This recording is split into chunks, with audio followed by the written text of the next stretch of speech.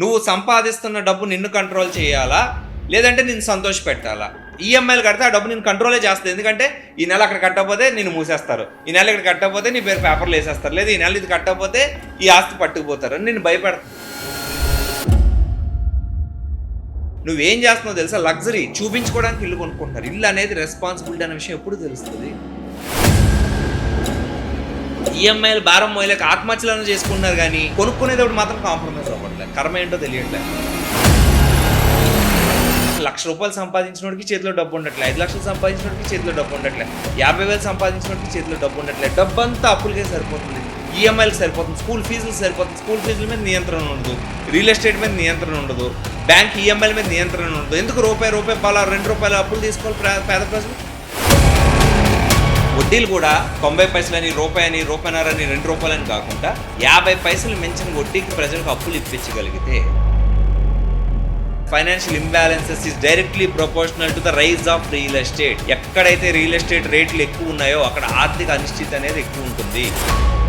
ఈ వీడియోని స్కిప్ చేయకుండా చివరి వరకు చూడండి. చాలా మంది ఆర్థిక సమస్యల కారణం ఏంటంటే వచ్చే సంపాదన కానీ జీతం కానీ ఈఎంఐలు, లేదంటే వాళ్ళ ఫీజులు, పిల్లల స్కూల్ ఫీజులు, లేదంటే హాస్పిటల్ బిల్స్, ఇంటి మెయింటెనెన్స్, సొంత ఖర్చులు, ఫ్యూయల్ ఖర్చులు, ఇవన్నీ అన్నీ కట్టేసరికి నెల పూర్తయ్యేసరికి చేతిలో రూపాయి లేకపోగా ఇంటి ఈఎంఐలు కట్టడానికి, లేదా కారు ఈఎంఐలు కట్టడానికి, లేదా ఇతర ఈఎంఐలు కట్టడానికి, అన్ని ఈఎంఐల మీద కొనడం వల్ల చాలా ఈఎంఐలు కట్టడానికి మళ్ళీ ఈఎంఐ మీద ఇంకో అప్పు తీసుకునే పరిస్థితి ఉంది. దీని ముఖ్యమైన కారణం ఏంటంటే చాలా మంది ఎందుకు పెరిగిన దాని మీద ఫోకస్ చేయాలి. ముఖ్యంగా ప్రతి ఏరియాలో, ఏ దేశమైనా, ఏ ప్రాంతం అయినా కూడా అక్కడ ప్రజలు ఈ ఆర్థిక అనిశ్చితి ఎందుకు ఏర్పడుతుందంటే రియల్ ఎస్టేట్ వేగంగా పెరిగిపోవడం వల్ల. వేగంగా రియల్ ఎస్టేట్ ధరలు పెరిగిపోయి ఆస్తుల ధరలు, ఇంటి ధరలు, మనం కొనే స్థలం ధరలు పెరిగిపోయినప్పుడు దానికి రీచ్ అవ్వలేక మనుషుల దగ్గర డబ్బు అంతా పెట్టినా కూడా కొనలేని పరిస్థితులు ఈఎంఐ జోలికి పోతాం మనం.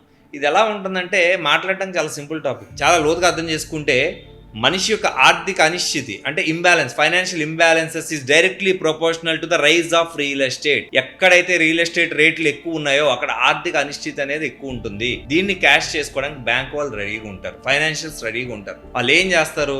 మీరు కొనండి, మేము అప్పిస్తాం. ఒక మధ్యతరగతి కుటుంబంలో ఒక 50-60 వేలు జీతం సంపాదించే ఒక పర్సన్ మనం పరిగణలో తీసుకుందాం. సో ఆ ఇంట్లో 50-60 వేలు జీతం ఒక మగతను తెస్తున్నాడు, ఒక 15-20 వేలు జీతం ఒక ఆడని తీసుకొస్తుంది. అంటే మొత్తం కలిసి 70-80 వేల రూపాయల జీతాలు వాళ్ళ ఇంట్లో జనరేట్ అవుతుంది. వాళ్ళు ఏం చేయాలనుకున్నారు? మనం ఈ రోజు ఇంత జీతం జనరేట్ చేస్తున్నాం కదా, ఫస్ట్ ఇల్లు కొనేసుకుందాం, తర్వాత కొనుక్కోలేమేమో అనుకుని చెప్పేసి ఫస్ట్ ప్రాధాన్యతగా ఇల్లు కొనుక్కున్నారు. ఇంటి పరిస్థితి ఏంటంటే 1,50,00,000 నుంచి 2 కోట్ల మధ్యలో పెడితే కానీ ఎక్కడ మంచి అపార్ట్మెంట్ వచ్చే పరిస్థితి లేదు. సో ఇక్కడ మనుషులు చేస్తున్న అతిపెద్ద తప్పు ఏంటంటే మన సంపాదన ఎంత, మనకు వచ్చే డబ్బు ఎంత, మనం కట్టగలిగే ఈఎంఐ ఎంత అనేది చూసుకోకుండా ఎంత పెద్ద ఇల్లు ఉన్నా కూడా తర్వాత సంపాదన పెరుగుద్దేమో అన్న దృష్టిలో, ఒక అసెట్ అనేది డెవలప్ చేసుకుంటున్నాం మనం అనే దృష్టిలో ఏం చేస్తున్నారంటే ఇల్లు కొనేస్తున్నారు. ఫస్ట్ ఆ ఇల్లు కొనేటప్పుడు ఇద్దరిది కలిపి 80 వేలు జీతం, 1,50,000 ఇల్లు కొన్నారు అనుకుందాం. దానికి ఈఎంఐ ఎంత అవుతుందో తెలిసిన నెలకి 1,50,000 నుంచి 2 లక్షలు అవుతుంది. సో 1,50,000 నుంచి 2 లక్షలు అయినప్పుడు ఖచ్చితంగా ఆ వ్యక్తులు దాన్ని కట్టలేరు. సో దాన్ని ఏం చేస్తారు? 5 ఏళ్ళకో 10 ఏళ్ళకో పెట్టుకుంటే ఒక 25-30 సంవత్సరాలకు పెడతారు. అప్పుడు ఏమవుతుందంటే ఈఎంఐ తగ్గిపోద్దని దృష్టిలో, కానీ మనం కట్టేది ఎన్ని కోట్లు అయిపోతుందని చూడరు. 25-30 సంవత్సరాలు పెడితే అది ఏమవుద్ది? 50 నుంచి 70 వేలు మధ్యలోకి వచ్చేస్తుంది. అంటే వీళ్ళకి సంపాదన 80 వేలు ఉంటే 50 నుంచి 70 అంటే మనం ఒక 60 వేలు అనుకుంది, 60 వేలు ఈఎంఐకి పోతుంది. ఇంక 20 వేలు, 20 వేలలో పిల్లలు ఫీజులే కట్టాలా, ఇంటి మెయింటెనెన్సే చేయాలా, ఇంకోటే చేయాలా. సో ప్రతి నెల మళ్ళీ కొత్త అప్పు చేస్తారు, ప్రతి నెల మళ్ళీ క్రెడిట్ కార్డ్స్ వాడతారు, ప్రతి నెల కొత్త ఈఎంఐలకు కావాల్సినటువంటి వస్తువు, మళ్ళీ ఇల్లు ఒకటి ఉంటే సరిపోదు కదా, కారు కావాలి, ఇంకోటి కావాలి. సో మళ్ళీ కొత్త అప్పు చేస్తారు, మళ్ళీ కొత్తగా డబ్బులు తీసుకుంటారు. ఇలా ప్రతి చోట మనిషి ఎక్కడ ఇరుక్కుంటున్నాడంటే అవసరం ఉందా లేదా అని చూసుకోకుండా ఎందుకు వెంటనే ఇల్లు కొనాలి, ఉద్యోగం రాగానే వెంటనే ఎందుకు ఇల్లు కొనాలి. ఇల్లు కొనొద్దని నేను ఎప్పుడు చెప్పను. ఇల్లు కొనడం అనేది సామాన్యుడికే కాదు, డబ్బున్నోడికే కాదు, పేదవాడికే కాదు. ఇల్లు అనేది అవసరమో అందమో కాదండి, బాధ్యత. ప్రతి మనిషి సొంత గూట ఏర్పరచుకోవడం అనేది బాధ్యత.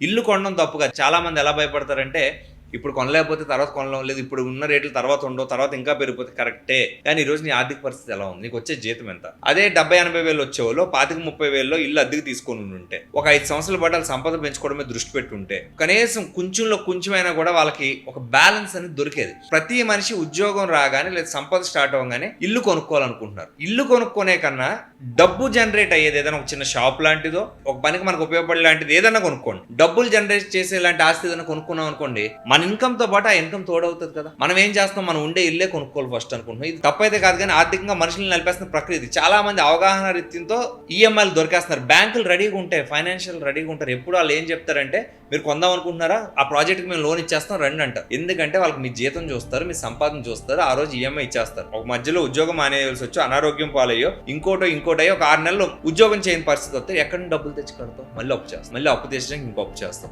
ఇలా అప్పుల మీద అప్పులు చేసి ఈఎంఐలు కడతాం. ఇది కాకుండా పిల్లల స్కూల్ ఫీజులు ఎంత తక్కువ ఉన్నాయి ఈ రోజుల్లో. ఒక నర్సరీ ఎల్కేజీ కూడా 50,000 నుంచి ₹1,00,000 ఫీజులు దొబ్బుతున్నారు. ఎలా అవుతుంది? ఒక సామాన్యుడు ఎలా బతకగలుగుతాడు అంటే, నెలకు 3-4 లక్షలు సంపాదిస్తే తప్ప సౌకర్యవంతంగా బతకలేని పరిస్థితి మెట్రో నగరాల్లో. నెలకు కనీసం ₹1,00,000 సంపాదిస్తే తప్ప సౌకర్యవంతంగా బతకని పరిస్థితులు టైర్ 2, టైర్ 3 నగరాల్లో ఏర్పడుతున్నాయి. దీనికి సొల్యూషన్ ఏంటి? చాలా మంది అంటే ఆర్థికంగా ఇబ్బంది పడడానికి కారణం ఇల్లు కొనాలనుకోవడం, లేదా ఇల్లు కొనేయడం, లేదా ఈఎంఐల వల్ల అప్పులు కట్టడం వల్ల ఆర్థికంగా ఇబ్బంది పడుతున్న విషయం ఎవరైనా చెప్తారని చాలా మంది చెప్తారు. మరి దీని సొల్యూషన్ ఏంటి? రియల్ ఎస్టేట్ మీద స్ట్రిక్ట్ రిస్ట్రిక్షన్స్ ఉండాలి. ఒక భూమి ఎంతకు అమ్మాలి, ఏం చేయలేని ప్రభుత్వం డిసైడ్ చేసిన రోజు వడ్డీలు కూడా 90 పైసలని, రూపాయని, రూపాయన్నరని, ₹2 కాకుండా 50 పైసలు మించిన వడ్డీకి ప్రజలకు అప్పులు ఇప్పించగలిగితే ప్రభుత్వం దగ్గరుండి, అవసరమైతే ప్రభుత్వం ఏం చేయాలి, ఎక్కువ ల్యాండ్ బ్యాంక్ ఉన్న ఏరియాలో ప్రభుత్వమే కాంట్రాక్టర్ని, బిల్డర్ని పిలిపించి ఇక్కడ ఇన్ని ఫ్లాట్లు కట్టాలని చెప్పి డిజైన్ కానీ, మన రోడ్లు వేయడానికి ఎలాగ నామ్స్ ఇస్తున్నారు, లేదా బ్రిడ్జ్లు కట్టడానికి ఎలా నామ్స్ ఇస్తున్నారు, అలా ఇల్లు కట్టడానికి కొన్ని నామ్స్ ఇచ్చి ఈ టైప్ ఫ్లాట్స్ కట్టాలని చెప్పి పబ్లిక్ ఆక్షన్. ఎందుకు పని చేయకుండా మనుషులు నాశనం అయిపోవడానికి ఉపయోగపడే మందు తాగే బ్రాందీ షాపులకి, అంటే అబ్కారీ సెక్షన్ లో చాలా చక్కగా ఆక్షన్లు పెడతారు. ఏ బ్రాందీ షాప్ కూడా మిస్లీడ్ అవ్వకుండా ఆక్షన్ పక్కాగా జరుగుతుంది. ఇల్లు కొనడానికి ఆక్షన్ పెడితే ఆక్షన్ డబ్బులు వచ్చేస్తుంది తెలుసా, ప్రభుత్వ స్థలం రేటు. మధ్యతరగతి ఉపయోగపడేది ఏంటంటే, రియల్ ఎస్టేట్ రేట్లు తగ్గిస్తే డబ్బు వాడుతుంది మనిషి చేతిలో. అక్కడ అయ్యే ఖర్చు ఎప్పుడైతే 50% to 40% తగ్గిందో ఆ డబ్బు ఇంకో చోట ఫోకస్ చేస్తుంది. ఇంకో చోట ఫోకస్ చేస్తే రెవెన్యూ ఎవరు పెరుగుతుందో తెలుసా, ప్రభుత్వానికి రెవెన్యూ పెరుగుతుంది. దాని మీద ఏ ప్రభుత్వం దృష్టి పెట్టదు. చాలా సార్లు అనుకుంటాం మేము, మా ఫ్రెండ్స్ కూర్చొని మాట్లాడుకున్నప్పుడు, మా సీనియర్స్ తో మేము కూర్చొని మాట్లాడుకున్నప్పుడు, మా బ్రదర్స్ తో మేము కూర్చొని మాట్లాడుకున్నప్పుడు, అసలు ఏం జరుగుతుంది, ఎక్కడ మిస్టేక్ జరుగుతుంది.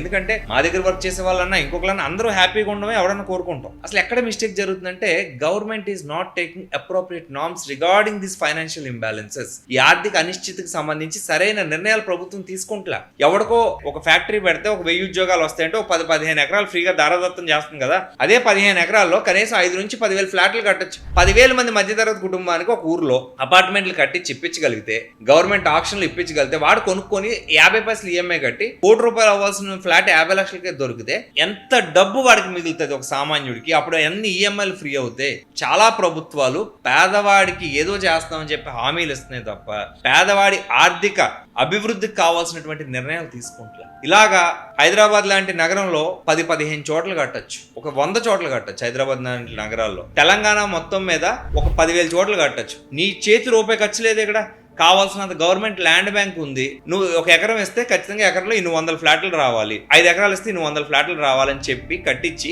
మధ్యతరగతి వాడికి ఆక్షన్ ద్వారా ఇస్తే వాడికి ఇంకొక ఇల్లు ఉంటే మనం ఇవ్వం. వాడి పేరు మీద కానీ వాళ్ళ ఇంట్లో వాళ్ళ పేరు మీద కానీ ఇంకొక ఇల్లు ఉంటే మనం ఇవ్వం. సో ఓన్లీ వాడికి ఆక్షన్ వేసుకునే ఫెసిలిటీ కల్పించి 1 లక్ష 2 లక్షలు అప్లికేషన్లు వస్తాయి ప్రతి చోట. ఆ అప్లికేషన్ డబ్బు 5,000 10,000 పెడితే ఆటోమేటిక్గా నీకు ల్యాండ్ కాస్ట్ వచ్చేస్తుంది. ల్యాండ్ కాస్ట్ వచ్చేసాక నువ్వు చేయాల్సిన పని ఏంటి, మధ్యతరగతి వాళ్ళు ఇల్లు ఎప్పుడైతే మంచి రేటుకి ఇల్లు సంపాదించుకున్నారో వాళ్ళకి ఈఎంఐలు తగ్గితే ప్రతి వస్తువు కొంటారు. ఇప్పుడు ఏది కొనడానికి పరిస్థితి లేదు, అన్ని అప్పులే. డబ్బంతా బ్యాంకులు పట్టుకుపోతున్నాయి. ఇంకా ట్యాక్స్లు ఎలా వస్తాయి ప్రభుత్వానికి?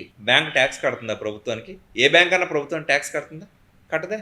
So where the money is going. ప్రభుత్వం అభివృద్ధి చెందే అలాంటి నిర్ణయాలు తీసుకుంటలే. మధ్యతరగతి కుటుంబాలు ఇబ్బంది పడిపోతున్నాయి. ఎక్కడ సరిపోతాయి జీతాలు? ఎందుకు సరిపోతాయి జీతాలు ఎవరికైనా? అసలు ₹1,00,000 సంపాదించినోడికి చేతిలో డబ్బు ఉండట్లే, 5 లక్షలు సంపాదించినోడికి చేతిలో డబ్బు ఉండట్లే, 50,000 సంపాదించినోడికి చేతిలో డబ్బు ఉండట్లే. డబ్బంతా అప్పులకే సరిపోతుంది, ఈఎంఐలకు సరిపోతుంది, స్కూల్ ఫీజులకు సరిపోతుంది. స్కూల్ ఫీజుల మీద నియంత్రణ ఉండదు, రియల్ ఎస్టేట్ మీద నియంత్రణ ఉండదు, బ్యాంక్ ఈఎంఐల మీద నియంత్రణ ఉండదు. ఎందుకు రూపాయి బాల ₹2 అప్పులు తీసుకోవాలి పేద ప్రజలు? 50 పైసలు బ్యాంకులు అప్పులు ఇవ్వలేవా?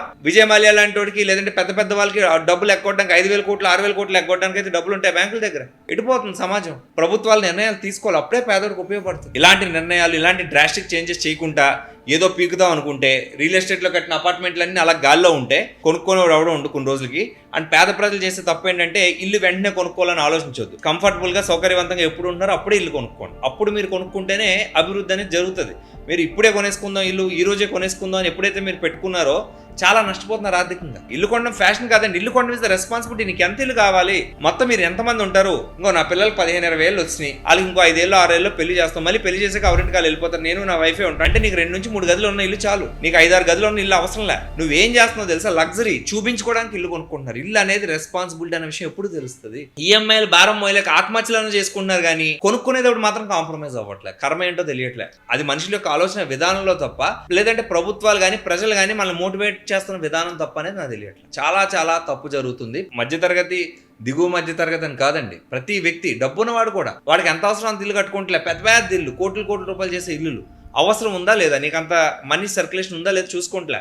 ముందు ఆడు కట్టి నేను కట్టేది, ఆడికన్నా నేను ప్రెస్టేజ్ బ్యాంక్ అప్పు ఇచ్చేస్తాను, కట్టేస్తాను, బ్యాంక్ వడ్డీ కడతాను, నష్టం ఏంటి? ఒకవేళ ఎప్పుడైనా ఇబ్బంది వచ్చే 6 నెలలు నువ్వు వడ్డీ కట్టలేకపోతే పరిస్థితి బ్యాంక్ జప్తు చేసేస్తా. అన్ని కోట్ల రూపాయలు ఇల్లు నువ్వు ఇన్ని సంవత్సరాలు కట్టిన ఈఎంఐ లెక్కలోకి రాదు. నువ్వు 20 సంవత్సరాలకు అప్పు తీసుకున్నావు స్వామి, 20 సంవత్సరాలకి 19 సంవత్సరాలు 6 నెలలు ఖచ్చితంగా అప్పు కట్టావు స్వామి. లాస్ట్ 6 నెలలు నువ్వు కట్టలే, బ్యాంక్ నీకైనా వెసులుబాటు ఇస్తుందా? ఏమి ఇవ్వదే. 3 నెలలు దాటితే ఎన్పీ అయిపోతుంది, అంతకన్నా దాటితే ఆక్షన్లోకి వెళ్ళిపోతుంది. ఇంకేం ఎవరి కోసం నువ్వు బ్యాంకుని బాగు చేయడానికి కడుతున్నావు ఈఎంఐలు, ఫైనాన్షియల్ని బాగు చేయడానికి కడుతున్నావు ఈఎంఐలు. ఏది అవసరమో చూసి కొనుక్కుంటలే. ఫ్రిడ్జ్ 1-2 లక్షల రూపాయలు ఫ్రిడ్జ్ ఉండాలి ప్రతి ఒక్కరి ఇంట్లో. మేము మా చిన్నప్పుడు చిన్న ఫ్రిడ్జ్లు ఉండే, కెన్యులేటర్ ఫ్రిడ్జ్లు, జీవితం మొత్తం వాటిలోనే అయిపోయింది. ఎంత సామాను పెట్టినా పట్టేది. ఇప్పుడు కొత్త ఫ్రిడ్జ్లు అంతకన్నా ఎక్కువేం పట్టట్లేదు. ఎంత పెద్ద ఫ్రిడ్జ్ కొన్నా ఏ సామాన్లు పడుతున్నాయి. ఆడవాళ్ళకి ఏం ఫ్రిడ్జ్లు సరిపోవట్లే. ఇంట్లో బట్టలు, చీరలు, ఒక చోటకి వెళ్ళిన ఫంక్షన్కి ఉన్న చీర ఇంకో చోటకి వేసుకోకూడదని ఆడవాళ్ళు తయారవుతున్నారు. ఎంత తప్పు తల్లి అది. ఆర్థిక భారం ఎవరి మీద పడుతుంది? మీ మీద కదా. మీరు సంపాదిస్తే మీ మీద, మీరు సంపాదించకపోతే మగోడి మీద. ఇంతకన్నా ఏం తేడా అవుతుంది లైఫ్లో? మనుషులు వాళ్ళు చూస్తారు వీళ్ళు చూస్తారని బతకడం మానేస్తే ఈఎంఐలు ఖర్చు ఎప్పుడైతే ఈఎంఐల భారం మన మీద తగ్గిందో మన భవిష్యత్తుకి అందమైన మార్గం ఉంటుంది. అసలు నీకు ఒక్కటే చెప్తా, ఫైనల్ పాయింట్ ఏంటంటే, నువ్వు సంపాదిస్తున్న డబ్బు నిన్ను కంట్రోల్ చేయాలా లేదంటే నిన్ను సంతోష పెట్టాలా? ఈఎంఐలు కడితే ఆ డబ్బు నేను కంట్రోలే చేస్తుంది. ఎందుకంటే ఈ నెల అక్కడ కట్టకపోతే నేను మూసేస్తారు, ఈ నెల ఇక్కడ కట్టకపోతే నీ పేరు పేపర్లు వేసేస్తారు, లేదా ఈ నెల ఇది కట్టకపోతే ఈ ఆస్తి పట్టుకుపోతారు అని నేను భయపెడుతుంది. అదే నువ్వు ఇల్లు కొనుక్కోలేదు, నీకు 80,000 జీతం వస్తుంది, 25,000 రూపాయలు ఇంటి అద్దెకున్నావు, నీ దగ్గర ఇంకో 30,000 రూపాయలు మిగులుతుంది, పిల్లలు స్కూల్ ఫీజులు తీసినా ఇంకోటి తీసినా ఒక 5-10,000 నీకే మిగులుతుంది. అసలు దాచుకోవడం లేదు, సేవింగ్స్ లేదు. A money saved is a money earn, a penny saved is a penny earn. So ₹1 నువ్వు దాస్తే ఆ రూపాయి నువ్వు సంపాదించినట్టు ఇప్పుడున్న పరిస్థితుల్లో. బట్ ఎందుకు ఎంతమంది దాస్తున్నారు? అసలు దాయడానికి డబ్బు ఎక్కడ ఉంటుంది? సో ప్రతిసారి జీతం రాగానే, సంపాదన రాగానే ఒక 5,000 10,000 నీ స్థాయి బట్టి, 5,000 10,000 అంటే అందరూ 5,000 10,000 దాయమని కాదు. నీ కోట్లు వస్తే లక్షల్లో దాయి, లేదు ఇంకా ఎక్కువ వస్తే కోట్లుదాయి. దాపరికం అంటే the saving must be there. ఇలా ప్లాన్ చేసుకోకపోతే జీవితం మొత్తం నువ్వు డబ్బున్నోడైనా పేదోడైనా దరిద్రంలో బతకాల్సింది. అర్థమవుతుంది కదా. సో మనుషులు ఈఎంఐ ఒత్తిళ్ళు ఎందుకు పడుతున్నారో తెలుసా? కాస్ట్లీ స్కూల్స్లో చదివించాలి పిల్లలు. మా పిల్లోడు ఫీజు 2 లక్షలు. ఏం 2 లక్షలు? IABCDలే కదా నేర్చుకుంటాడు. మా అమ్మాయి వెళ్ళే కాలేజ్లో అందరూ పార్షి కార్లు వేసుకొని వస్తారు. ఏం పీకడానికి? రేపు పార్షి కార్ ఎక్కించుకొని మీ అమ్మాయిని కూడా తీసుకుపోవడానికి. ఇవన్నీ ఎందుకంటే మనుషులు ఫాల్స్ ప్రెస్టేజ్కి పోతున్నారు. ఈ ఫాల్స్ ప్రెస్టేజ్ వెనకాల పడినంత కాలం నరకం చూస్తారు, ఆర్థిక ఇబ్బందులు చూస్తారు, ఒడిదుడుకులు చూస్తారు. మనుషులు బయట బిల్డప్ ఇస్తున్నారు, లోపల నలిగిపోతున్నారు. చాలా మంది మనుషులు చూస్తున్నాను నేను. బయట వాళ్ళు ఇచ్చే బిల్డప్కి లోపల పడే కష్టానికి సంబంధం లేదు. ఆర్థికంగా ఎవ్వడు బాగాలేదు. సో అనవసరమైన బిల్డప్లకు పోయి ఉన్నది తగలేసుకోకండి. ఏ రోజు ఈఎంఐలు కట్టలేని పరిస్థితి తెచ్చుకొని మనం సంపాదించుకున్న ఆస్తులు పోగొట్టుకోకండి. Please like, share and subscribe giant media AP and Telangana.